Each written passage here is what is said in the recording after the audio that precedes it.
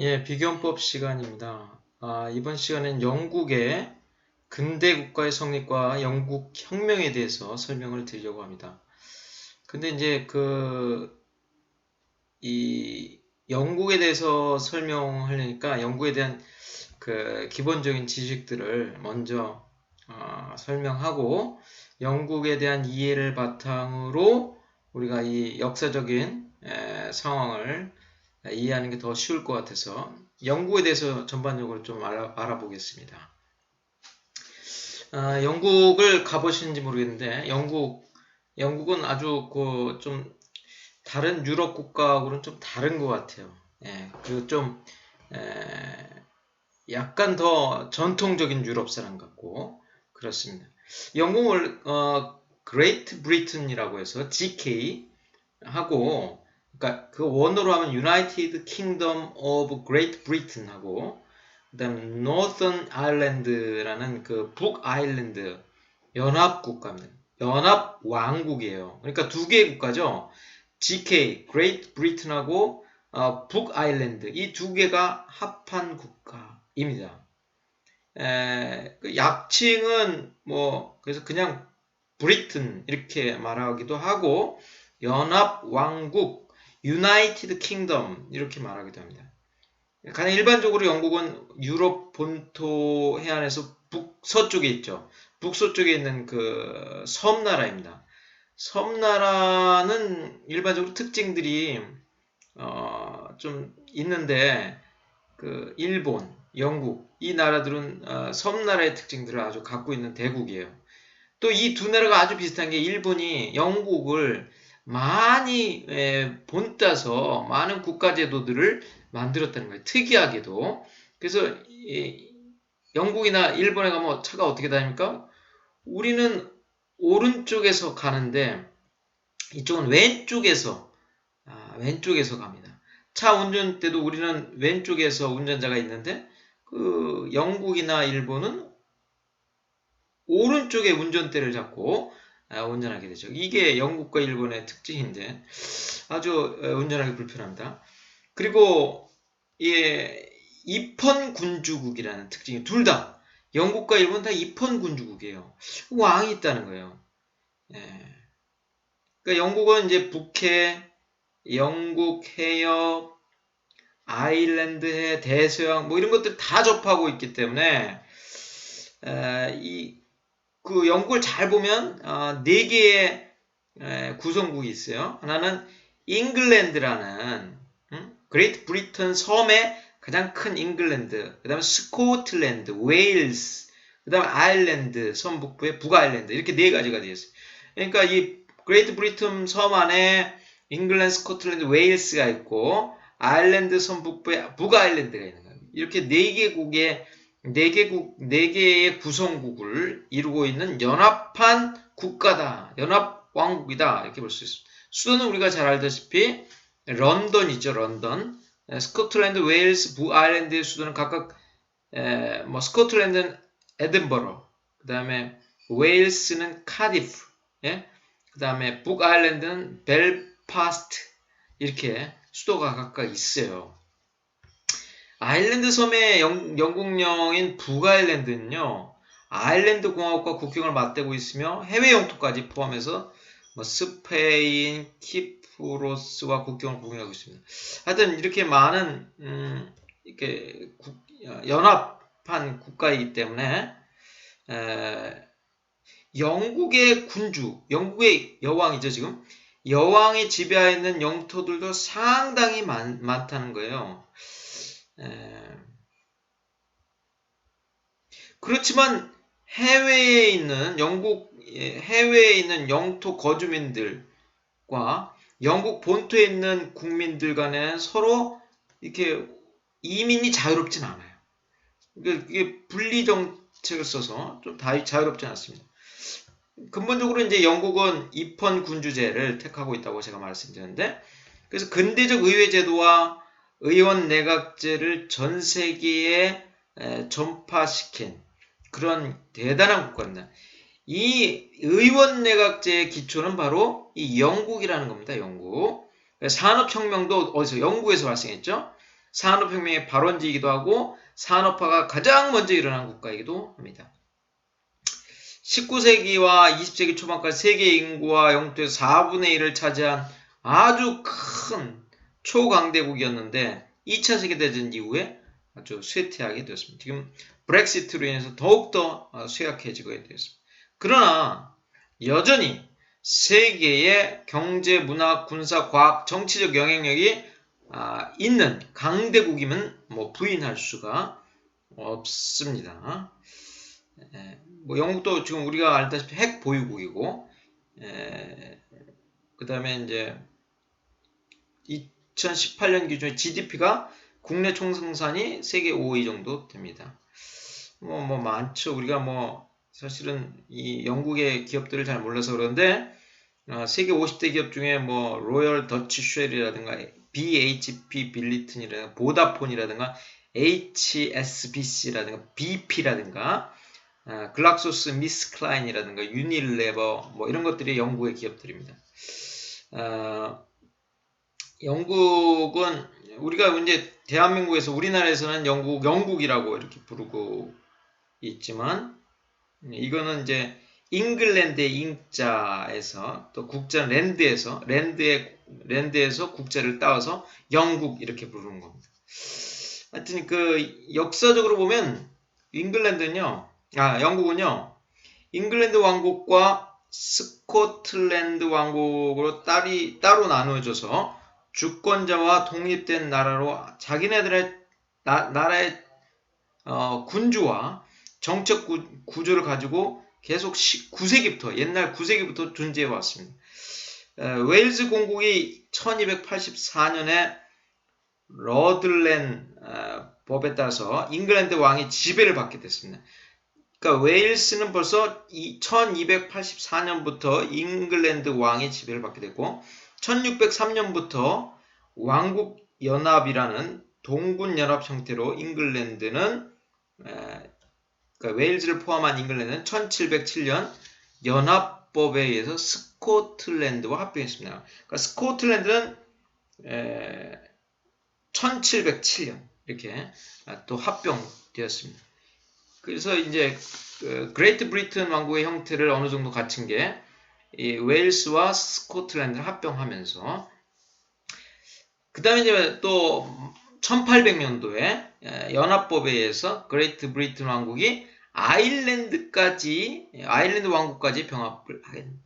그래서 당시 아일랜드는 리머릭 조약에 따라서 1541년부터 1691년까지 점차 잉글랜드의 지배를 받아오던 상태였습니다. 그에 따라서 1801년에 그레이트 브리튼 아일랜드 연합왕국이 성립이 됐습니다. 1922년에 아일랜드 공화국 독립은 2년 아일랜드 섬 분할에 따른 결과로 9개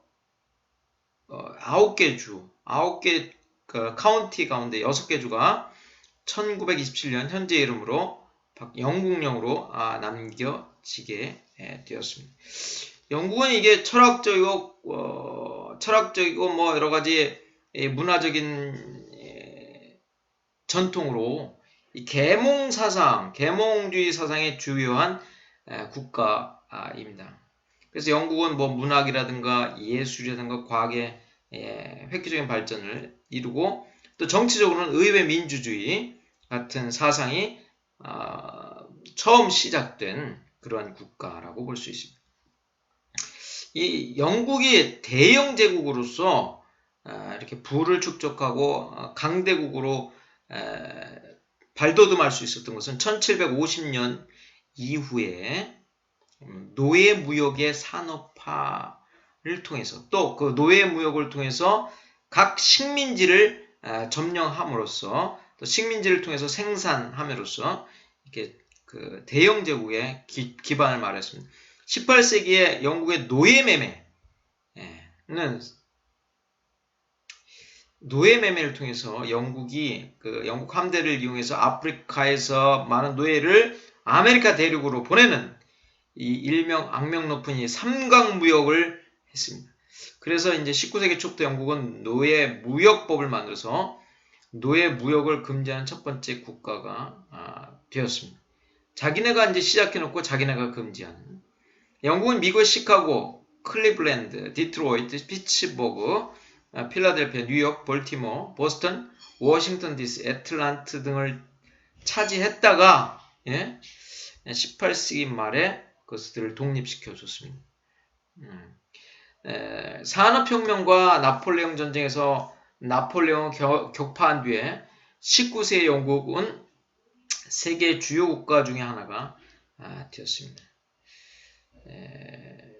역사에서 가장 큰 영토와 이 가장 많은 인구를 가지고 있었던 시대가 19세기 영국이었습니다. 당시 대영제국에서는 그 자기네 영토가 워낙 넓기 때문에 어떻게 했습니까? 뭐라고 했습니까? 지구상에서 해가 지지 않는 나라, 해가 계속 떠 있는 거예요. 자기 영토 내에서. 그런 나라로 불릴 정도였습니다. 1910년대의 후반에는 1910년대 후반까지는 이라크까지도 점령을 했었어요. 19세기 내내 영국은 다당제의 출현과 투표권의 확대를 통해서 부분적으로 의회 민주주의의 발달에 아주 중요한 역할을 했다는 것입니다. 이 과학 같은 거의 발달을 보면 18세기에 이루어진 아이작 뉴턴 뭐 이런 업적들을 통해서 굉장히 많은 과학적 발전을 이루었다.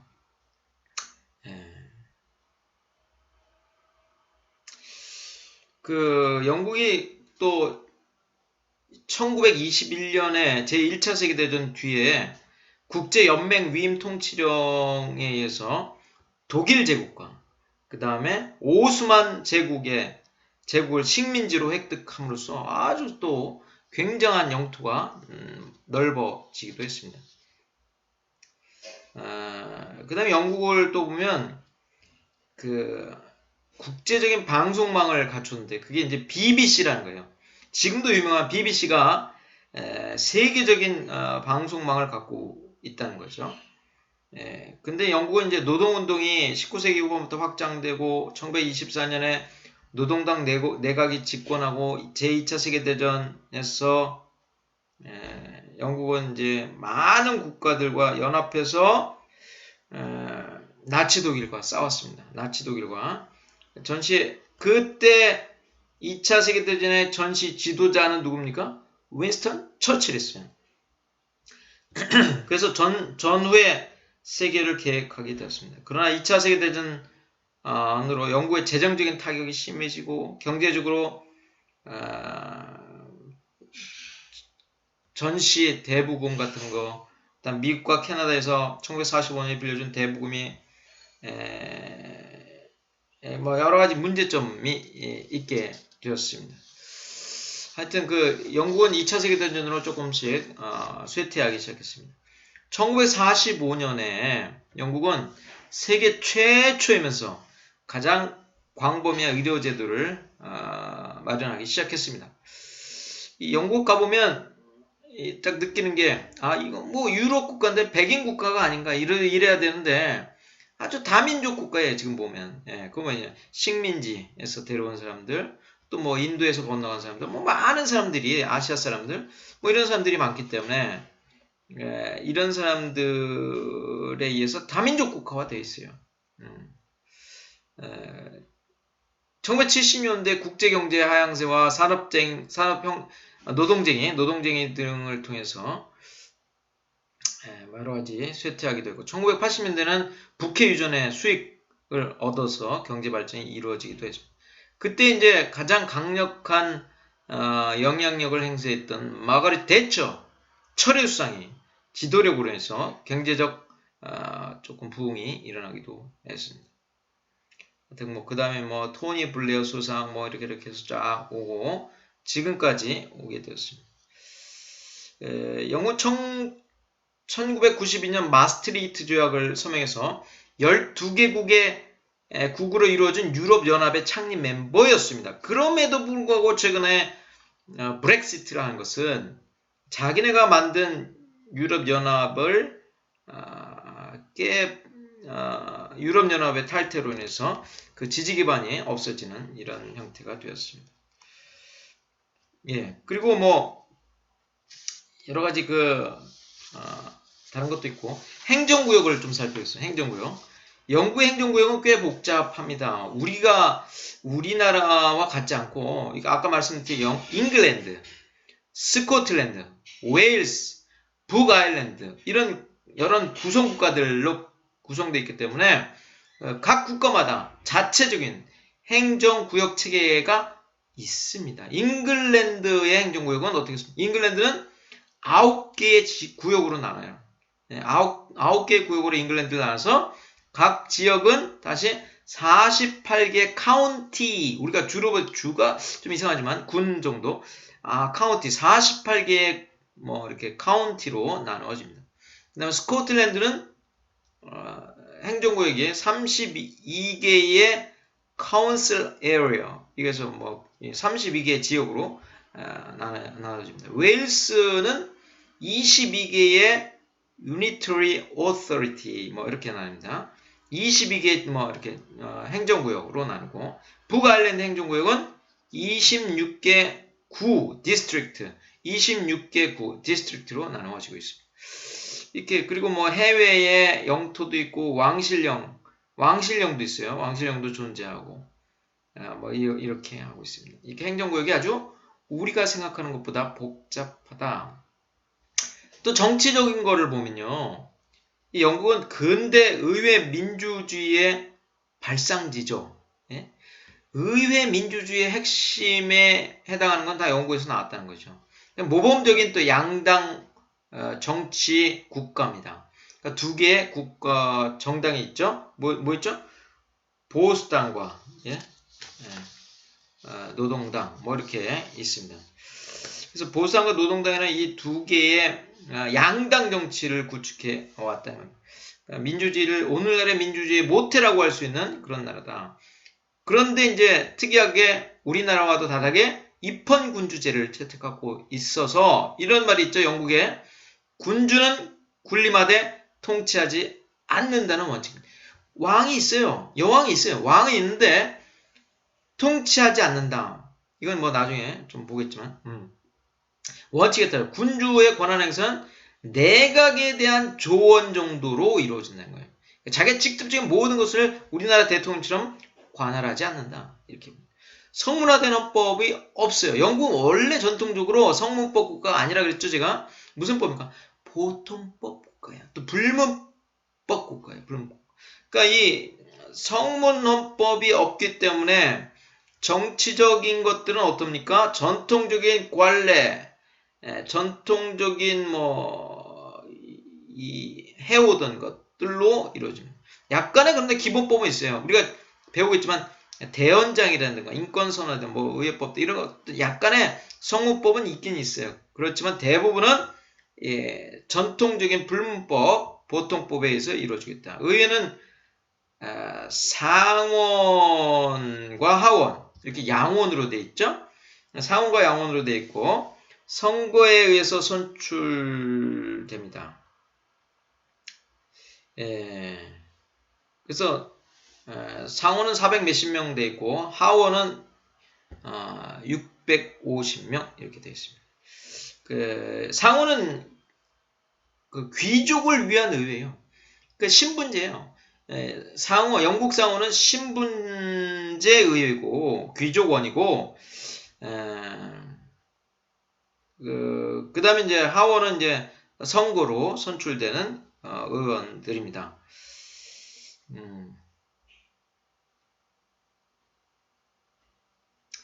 여러 당이 중간중간에 등장을 했어요. 극우정당인 국민당, 우익정당인 독립당 이런 것들이 나왔는데 기본적인 체제는 두 개의 당이 갖고 있다.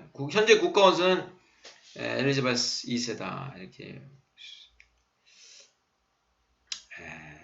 주요 정당을 살펴보겠습니다. 이 영국 국회 하원이 더 강해요. 상원은 별로 중요하지 않아요. 하원이 엄청난 권한을, 그러니까 영국 의회라 그러면 그냥 하원을 말하는 거죠. 하원은 총선거에서 10석 이상 확보한 정당을 순서로 이제 보수당이 있는데 보수당 지도자 이제 총리가 있겠죠. 제1여당이 되겠습니다. 영국 보수당이 이제 과반수를 지금 차지하고 있는데 하여튼 그래서 블랙시트 협상에서 결국엔 성공했습니다. 그다음 노동당이 있습니다. 노동당이 야당이죠. 그다음에 이제 또 하나의 당이 있다면 중도 좌파 정당인 제3의 길 뭐 이런 게 있습니다. 하여튼 세 개의 당 정도가 이제 주축을 이루고 있습니다. 영국의 의원내각제는 의회로부터 행정부인 내각이 뽑힌다는 거예요. 그러니까 제1여당에 강력하면 제1여당으로 모든 장관이 선임되는 것입니다. 선거구는 소선거구제입니다. 그 중에서 선거구가 작기 때문에 한 명의 의원이 나온다는 것이죠. 그러니까 보통 하원은 5년 정도의 의원직을 가지고 있을 수 있습니다. 근데 5년 내에 의회 해산이 이루어지면 그 의원직은 이제 없어지는 거죠. 예, 그렇게 됩니다. 하여튼 이러한 근데 이제 특이한 것은 하나만 더 말씀드리면 법적으로 보면 이 영국의 왕이요 행정부와 사법부의 수장입니다. 수장. 우리가 행정부 같으면 수상, 또 그다음 사법부 같으면 대법원장 이래야 되는데 법적으로는 왕이 행정부와 사법부의 가장 높은 사람이에요. 그다음에 모든 군 최고사령관도 왕이에요.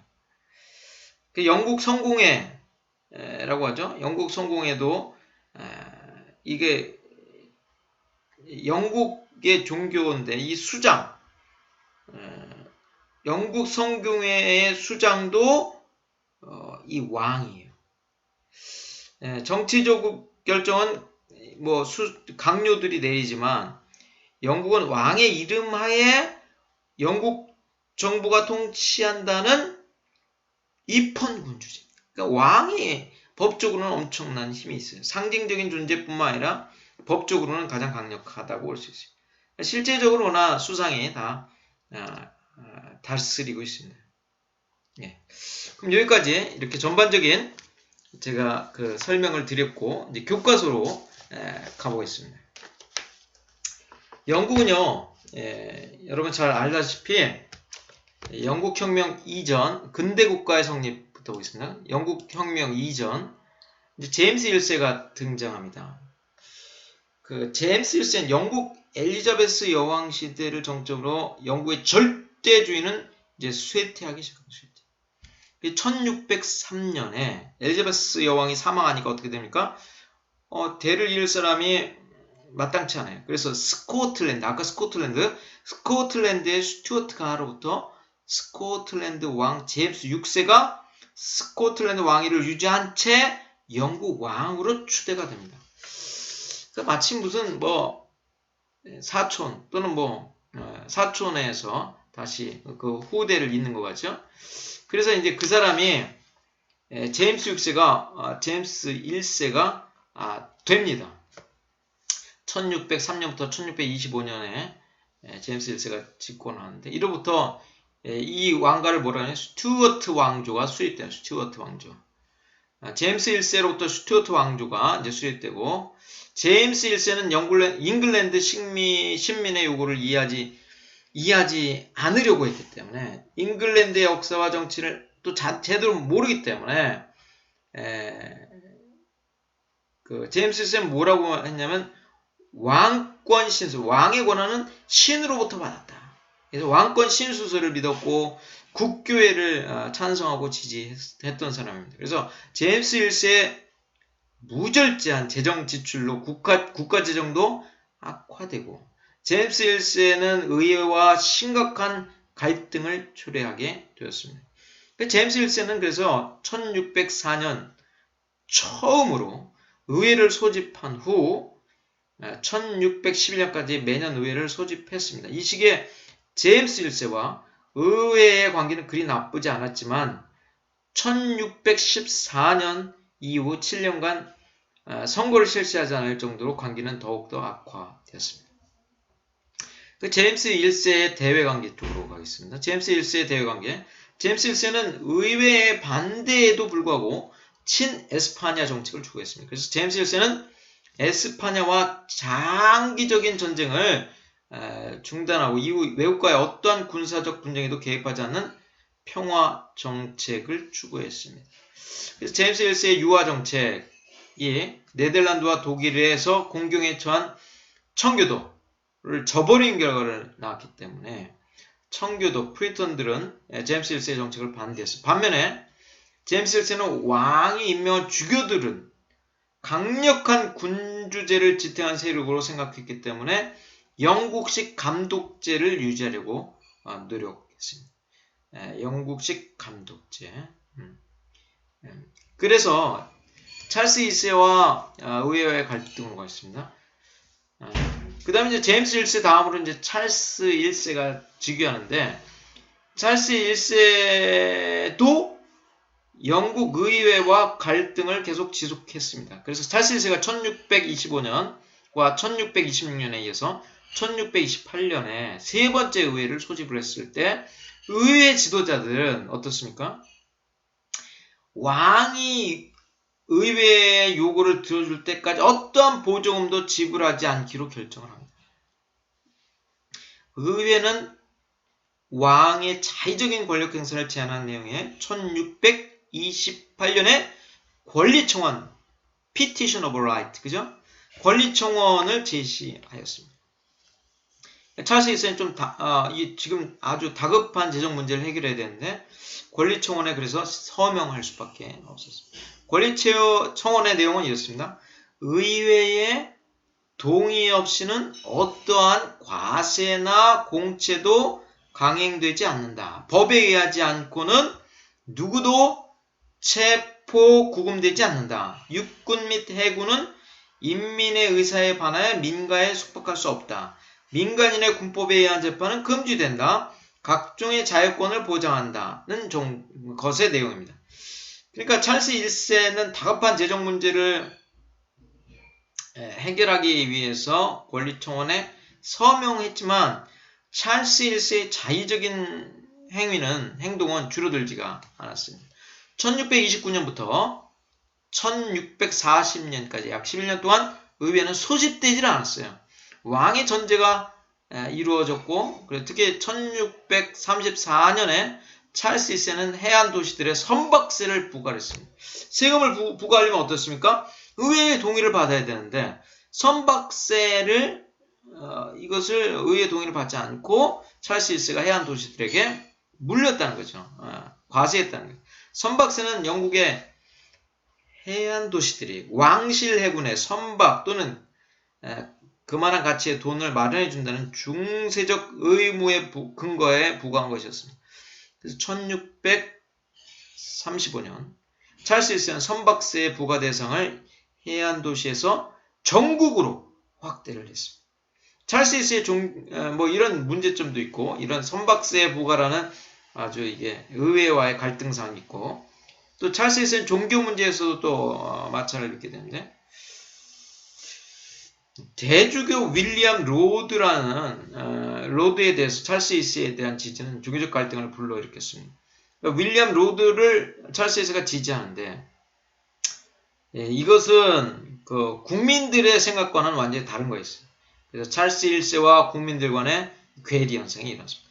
로드는 주교들의 정치적 권력과 위신을 회복시켜주고 교회의 재정을 도시에서 어떻게 마련하냐 11조 부과와 속인 소유의 교회 재산의 환수에 의해서 확충하려고 했습니다.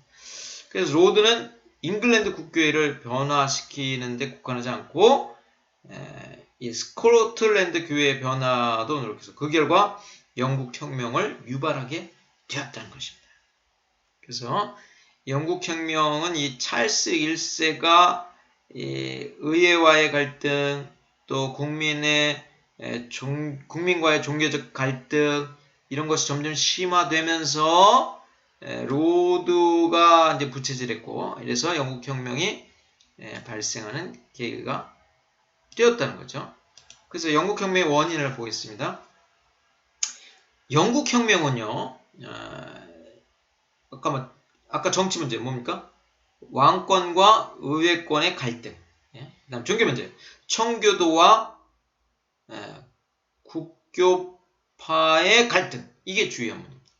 그러니까 1640년에 찰스 1세의 정책에 대항해서 스코틀랜드에서 반란이 일어나.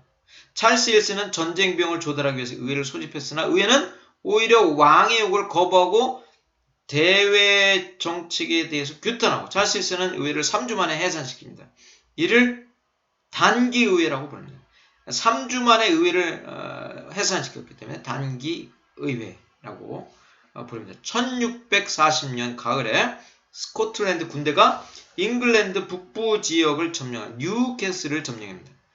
패배한 잉글랜드는 스코틀랜드 군대의 주둔 비용을 부담하기로 합의를 했습니다. 왕은 의회의 동의를 받아서 과세할 수밖에 없는 상황이 되었습니다. 이에 왕은 의회를 다시 소집합니다.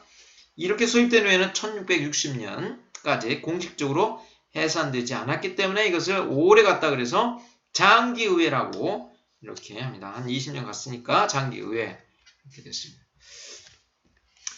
그래서 이 1640년에 의회가 새로 소집되었으나 이로 인해서 의회가 왕에 대한 반발 이렇게 더 심각해지고 개혁의 요구가 더욱 강하게 의회가 요구하고 의회는 로드와 스트래퍼드 백작을 탄핵하는 한편 왕권의 자의적인 행사를 통제할 법안을 통과시켰습니다. 의회는 적어도 3년마다 소집되며 왕이 선거를 실시하지 않더라도 전 회기에 참석한 의원들이 자동적으로 소집되도록 하였습니다. 의회의 동의 없이 왕은 의회를 해산할 수 없게 되었습니다. 그래서 찰스 1세와 의회의 반목은 더욱 격화되었습니다. 1642년부터 8년 동안, 그러니까 1642년부터 1649년 동안까지 왕당파와 의회군 간의 무력 대결이 이루어졌고, 그때 이제 크로멜이 독립자영농민으로 구성된 청교도군을 지휘하게 되자 의회군이 우세하게 되었습니다. 결국 1640년 네이스비 전투에서 의회군이 승리하게 되고 찰스 1세는 체포되었습니다. 이 체포된 찰스 1세의 처리 문제를 놓고 온건주의파인 온건 장로파와 잉글랜드 국교회를 포함한 모든 국교회를 반대하는 급진주의파인 독립파가 갈등을 빚었습니다. 그래서 의회 재정 능력 파탄으로 사병들의 임금 지급이 불가능이자 장로파는 군대 일부를 해체시키고 나머지 병력을 아일랜드로 보내려고 계획하자 이에 반대하는 사병들의 폭동이 일어났습니다. 그래서 장교들은 독립파와 연합해서 군대 해체를 명한 장로파에 대항을 했습니다. 여기까지. 그 다음에 이제 건의 요강이라는 게 있는데, 그래서 크로멜이 독립파인데, 이 독립파는 1647년 7월 4일 찰스 1세를 접견하고 입헌군주와 국교회를 받아들이려고 했습니다. 수평파 군인들은 의회와 국왕과의 접촉도 거부했습니다. 독립파는 1647년 7월 17일 사병들과 수평파와 협상할 수 있는 건의요강을 제시를 했습니다. 이 건의요강은 전문 21개 주로 구성된 요강으로 의회를 해산할 것과 2년마다 선거 실시, 그 다음에 신앙의 자유, 내국 물품세 폐지, 독점권 폐지, 대사면 실시, 체부된 급료 지불 등을 주요 글자로 하고 있습니다. 그러나 왕권의 회복과 상원의 결의권을 인정하는 등 민주주의와는 거리가 먼 내용이었습니다. 그 다음에 이제 인민협정인데, 수평파는 이 불만스러운 여러 조항들 가운데 10분의 1세 11조죠. 폐지라고 크로멜의 사위인 헨리 아이어튼에게 요구했습니다. 그래서 아이어튼이 이를 거부함으로써 문제가 또 야기되었습니다. 수평파의 반대에도 불구하고 크로멜과 아요트는 건의 요강대로 왕권 복귀에 최선을 다했습니다. 군대 일반 사병들로부터 선발된 대표들과 장교들은 1647년 10월 말에 퍼트니 교회에서 벌였던 퍼트니 논쟁에서 수평파의 인민협정과 독립파의 장교들에 의한 건의 요강을 두고 토론을 벌였습니다. 여기서 체결된 것이 바로 인민협정입니다. 그러니까 수평파의 입장이 담겨 있는 거죠. 인민협정에는 그래서 수평파의 개혁 의지가 담겨 있어요. 어떤 내용이냐? 인민협정에는 의회의 권한을 확정하여 의회의 전제를 방지함으로써 인신을 보호하고 법체제를 개혁하며 지방 분권화 정책을 추구하는 것이 그 내용이었습니다. 인민협정에는 인민주권, 인간의 천부적 권리와 신앙의 자유, 법 앞에 만민의 평등, 장기의회 1년 내 해산과 2년 임기 의회 구성, 인구 비례에 따른 선거법 개정, 그다음 강제징병제 폐지, 전쟁 중 행위에 대한 관한 면책 등을 규정하고 있었습니다. 그다음에 이제 청교도혁명으로 가겠습니다. 청교도혁명은 이런 혼란 속에서 의회가 왕에게 1647년 12월 24일 4개의 안을 내놓습니다. 그러나 이제 찰스 1세는 영국의 감독 제도를 파기하고 장로 교제를 다시 수용하기로 스코틀랜드와 야합을 합니다. 이에 의회는 드디어 1648년 1월 15일 왕에 대한 모든 충성을 거부하고 왕과 더 이상 관계를 갖지 않을 것을 결의합니다. 그래서 장로파에서는 국왕을 끝까지 편들면서 타협을 고집하였지만 입헌군주제에 기울였던 독립파는 찰스 1세의 회의적인 태도에 봉기하여 군주제의 폐지를 들고 나왔습니다. 그래서 수평파에서는 군주제 폐지 이외에 국왕의 처형까지 주장했습니다. 그렇죠. 독립파나 수평파는 다 군주제를 이제 없애려고 했습니다. 스코틀랜드군은 하밀턴 공작의 지휘 아래 영국을 침공했습니다. 이것이 프레스턴 전투입니다. 1648년 8월에 스코틀랜드군이 영국을 침공한 것이 프레스턴 전투인데 이 전투에서 스코틀랜드군은 크롬웰에게 대패를 합니다. 찰스 1세와 의회 간의 뉴포트 조약이 체결되지만 찰스 1세는 군대 수중에 넘어갔습니다. 그래서 군대는 의회를 숙청하였습니다. 이것이 프라이드 숙청이라는 것이고 1648년 12월에 프라이드 숙청을 했고 이때 장로파에 속한 의회 의원 약 96명이 축출되고 나머지 60여 명만 남겼습니다. 남은 의원들로 구성된 의회를 잔부의회라고 이렇게 말합니다. 그러니까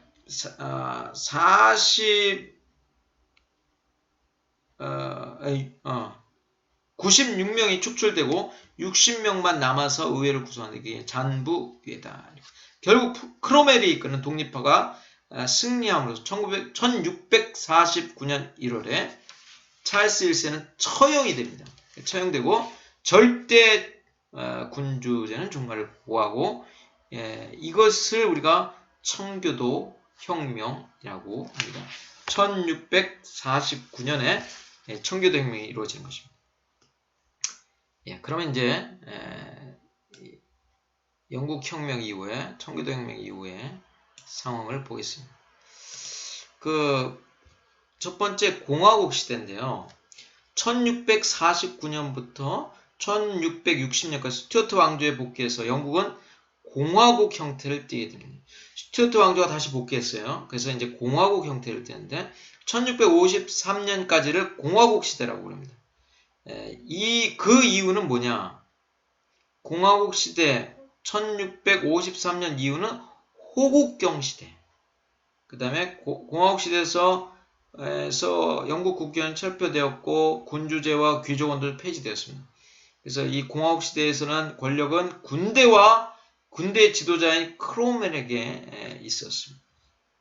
이제 호국경 시대 1653년 이후부터 호국경 시대인데 호국경 시대는 잔부의회, 아까 60명 난 의원들과 군사령관의 견해가 맞지 않았던 상황에서 군은 1653년 의회를 강압적으로 해산시킵니다. 그래서 크롬웰이 자유로운 선거로 의회를 구성하면 우파가 다수를 차지하리라는 우려 때문에 성자들의 회의, 를 소집해서, 뭐 성직자겠죠? 그래서 이 140명으로 이루어진 제헌의회에서 압도적인 찬성으로 크로멜은 호국경, 로드 프로텍터라는 건데, 그러니까 국가를 다스리는 거죠. 호국경으로 추대되었고, 이때부터 호국경, 크로멜이 바로 호국경입니다. 호국경 시대가 되었습니다. 크로멜은 1655년 펜 루독의 왕당파의 반란을 진압한 후에 전국을 11개의 군사 지역으로 나눠서 장군들을 파견하여 통치하였습니다. 크로멜의 호국경 정치는 군주제를 대신하는 거였죠. 그렇죠? 크로멜 외교적으로 국력을 크게 신장시켰습니다. 경제적 번영도 성취했습니다. 종교적으로 분리파의 극단주의와 장로파의 독선주의로부터 종교의 다양성과 자유사상을 보였습니다. 그러면은 약 10년간 독재 정치를 했습니다. 근데 이제 크로멜이 죽고 나서 이제 왕정이 다시 복구되는데 크로멜이 죽음과 동시에 공화정도 무너졌어요. 그래 크로멜이 죽고 나서 18개월 동안 지난 후 몽크 장군이 거느리고 있던 부대가 호국경 시대에 막을 내렸습니다. 자유로운 선거가 실시되었고 1660년 그 전의 왕이었던 아들인 찰스 2세를 네덜란드에서 불러들여서 왕정을 부활시킵니다. 1660년부터 1685년까지요. 왕정이 복구되는 거죠. 찰스 1세가 돌아오고 몇 년이 지나서야 의회는 왕정 복구에 관한 입법을 완성하고 영국 혁명 이전에 스튜어트 왕조를 반대했던 사람들을 사면합니다.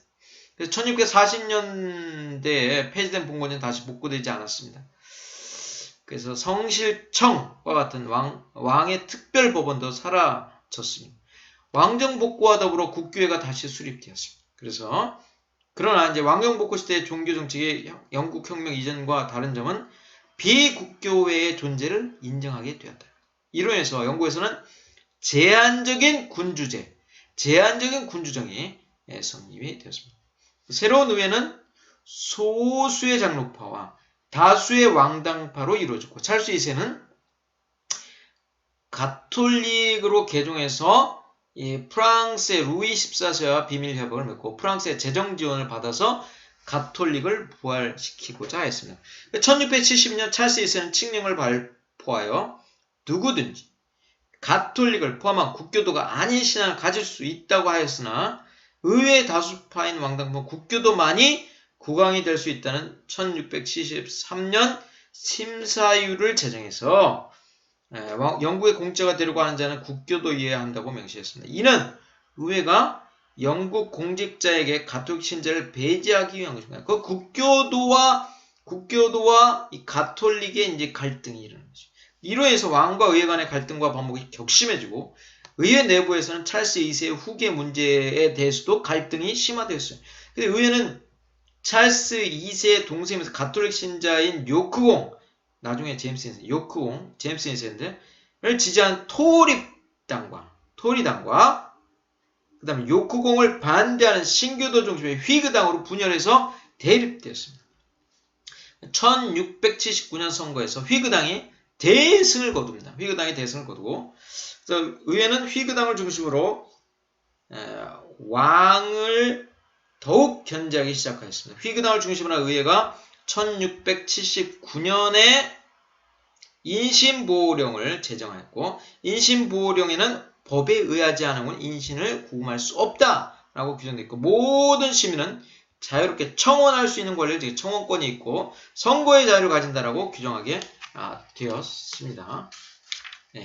제임스 2세가 노골적으로 친가톨릭 정책을 선포하였고 또한 의회에 없는 전제 정치를 표명하였습니다. 1687년에 신앙의 자유를 발표하였으면서 다른 한편으로는 심사조례와 인신보호율을 파기하고 런던의 군대를 주둔시켰습니다. 제임스 2세는 1688년 혁명으로 왕위를 반납하지 않으면 안 되게 되었습니다. 그래서 이 명예혁명이 이루어지는데 의회 지도자에 은밀하게 네덜란드 총독 오렌지공 윌리엄과 그의 부인 메리, 제임스 2세의 딸인데 함께 영국 왕이 되어줄 것을 요청했습니다. 이에 윌리엄 공이 승낙하고 영국의 왕이 되었습니다. 제임스 2세는 지지 세력이 없다는 것을 알고 프랑스로 도피하게 되었고 1688년 11월 윌리엄의 군대는 다시 네덜란드로 돌아갔습니다. 의회는 1688년 1월 윌리엄 3세와 메리 2세를 영국의 왕으로 선언하고 이를 명예혁명, 피를 흘리지 않았죠. 1688년 명예혁명이라고 부릅니다. 명예혁명으로 수립된 의회는 가톨교대의 왕위 계승을 배제하고 새로운 통치자와 맺은 계약을 법전하는데 이것을 권리장전이라고 합니다. 권리장전에는 의회 승인 없이 법을 제정 과세할 수 없으며 상비군을 가질 수 없다는 내용이 들어가 있습니다.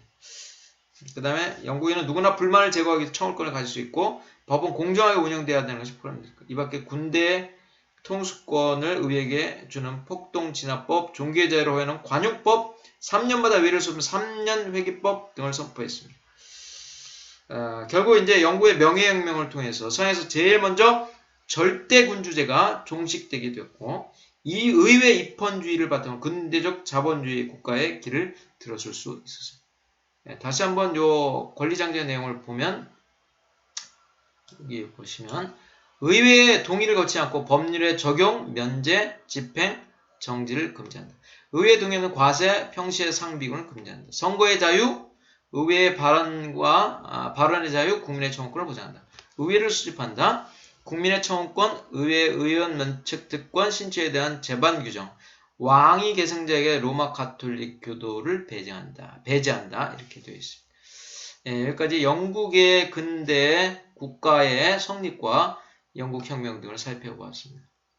감사합니다.